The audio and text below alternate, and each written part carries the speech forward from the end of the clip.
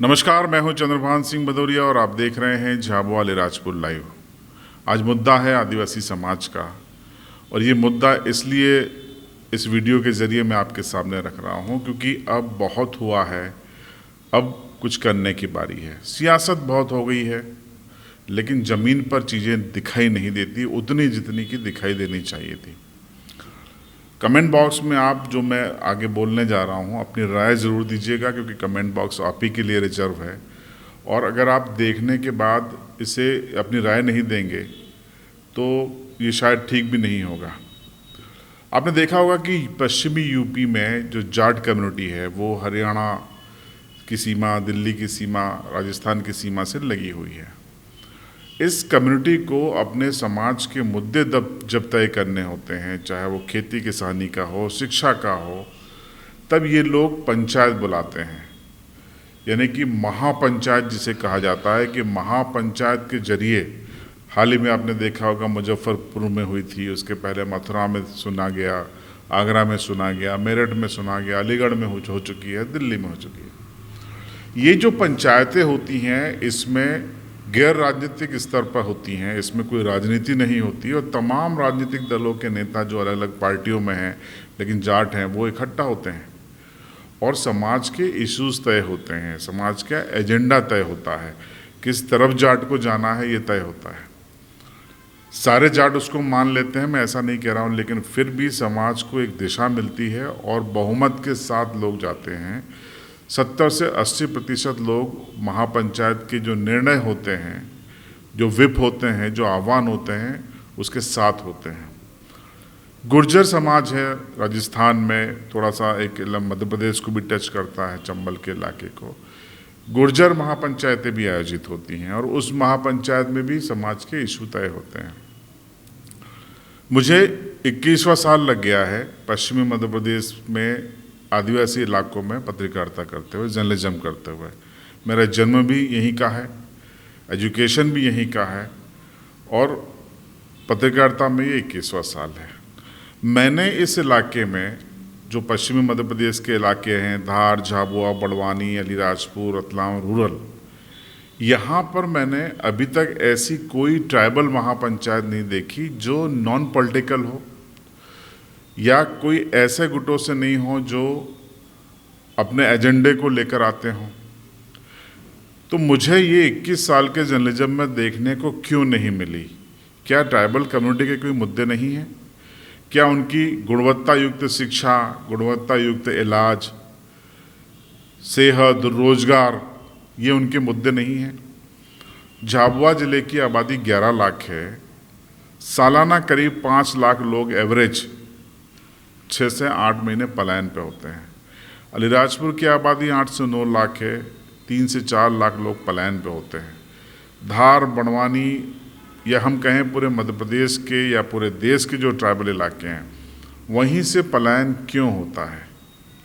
और क्या ये सरकारों की और सिस्टम की विफलता नहीं है कि वो न तो स्थानीय स्तर पर रोजगार दे पाई और न उनको स्वरोजगार दे पाई अपनी अलग अलग योजनाओं के जरिए, कि वो अपने पैरों पे खड़ा हो सके?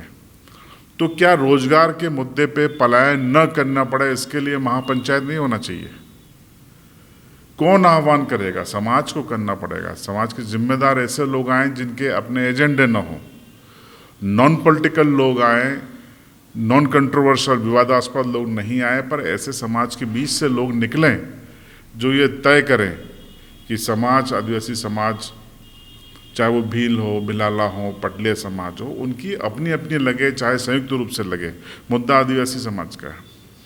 क्यों इनकी महापंचायत नहीं होना चाहिए? शिक्षा पे होना चाहिए, गुणवत्ता युक्त शिक्षा पे होना चाहिए, स्वरोजगार पे होना चाहिए, स्वास्थ्य पे होना चाहिए। आज भी 50% से ज़्यादा मामले रेफर होते हैं, और रेफर होने का मतलब आप समझते हैं कि अगर किसी ट्राइबल को रेफर होना पड़ा गुजरात के लिए, राजस्थान के लिए, तो उसको अपनी ज़मीन तक गिरवी रखनी पड़ती है, उसकी आर्थिक स्थिति ऐसी हो जाती है। हालांकि अब आयुष्मान योजना बनी है, उम्मीद है कि उससे कुछ स्थिति सुधरेगी, लेकिन सबसे बड़ा सवाल ये है कि स्थानीय स्तर पर स्वास्थ्य सुविधाएं कब मिलेंगी? या रेफर कल्चर कब बंद होगा? यानी शिक्षा के लिए तो आप रेफ़र हो जाइए, अच्छी शिक्षा चाहिए तो बाहर चले जाइए। झाबुआ में इंजीनियरिंग कॉलेज नहीं है, अलीराजपुर में नहीं है, मेडिकल कॉलेज नहीं है, एग्रीकल्चर कॉलेज नहीं है। सफ़ेद हाथी बना दिया आपने ITI और पॉलिटेक्निक को, जहाँ से कोई क्रीम निकल नहीं पा रहा है। तो ये जो बेवकूफ़ बनाने की प्रवृत्ति है राजनेताओं की, तमाम पार्टी के राजनेताओं की, इससे समाज कब निपटेगा? आप देखिए कि कोई भी ऐसा बड़ा काम अगर आप कहेंगे कि आप गिनाइए, तो ये राजनेता गिना नहीं पाएंगे। कह देंगे हमने स्कूल खोली, ये खोली।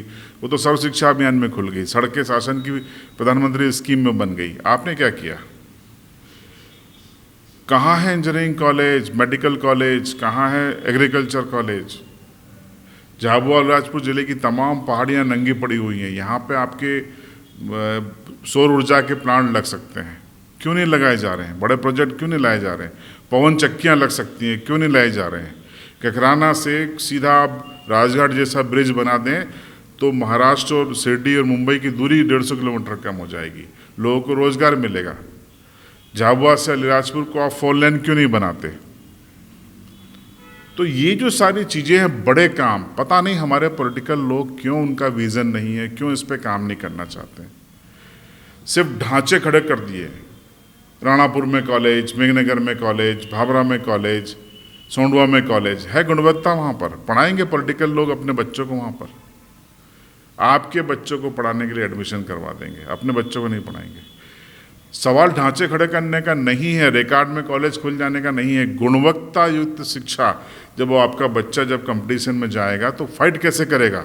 वो कैसे फाइट करेगा राजस्थान के मीणाओं से, जो ST के लिए 80% जो सीट्स होती है वो ले जाते हैं? वो कैसे फाइट करेगा उन ST के कैंडिडेट से जो पहले से ही, जिनके जो पिता हैं या दादा हैं वो आरक्षण का लाभ लेते हुए पहले से ही संपन्न है और कॉन्वेंट में पढ़े हैं? उनसे कैसे आपका बच्चा फाइट करेगा? उस आदिवासी का बच्चा जो EGS साला में पढ़ा है, जो ऐसी प्राइमरी और मिडिल में पढ़ा है जहाँ पर उसे टीचर नहीं थे, और अब ऐसे कॉलेज में पढ़ रहा है जहाँ पर प्रोफेसर्स नहीं हैं। तो गुणवत्ता युक्त शिक्षा नहीं मिलेगी तो वो ट्राइबल का बच्चा कहाँ जाएगा? इसके लिए महापंचायत कब होगी? इन विषय पर कब प्रेस कॉन्फ्रेंस होंगी, कब महापंचायतें होंगी, कब समाज के जिम्मेदार जागेंगे, कब अपना अहम को साइड में रखेंगे और कब समाज के हित में सोचेंगे? और कौन निकल के आएगा? इसकी अगुवाई कौन करेगा? ये सब ऐसे मुद्दे हैं जिन पर अब आज़ादी के 73 साल बाद भी अगर समाज ने ध्यान नहीं दिया तो फिर कब ध्यान देगा? और सबसे बड़ा सवाल ये है, ईगो को छोड़िए, हट को छोड़िए। अमर होने यहाँ कोई नहीं आया। आए हैं, मौका मिला है तो समाज के लिए कुछ कीजिए, समाज को आगे बढ़ाइए। समाज के उन लोगों को जो सबसे अंतिम पंक्ति में है उनको मुख्य धारा में लाइए। महापंचायत बुलाइए। कौन बुला सकता है, कैसे बुला सकता है, ये मेरा विषय नहीं है, लेकिन जब जाट बुला सकते हैं, गुर्जर बुला सकते हैं, तो आदिवासी महापंचायत भी हो सकती है। अगुवाई कौन करेगा? मैंने कहा, non controversial, non political platform होना चाहिए। सब संभव है।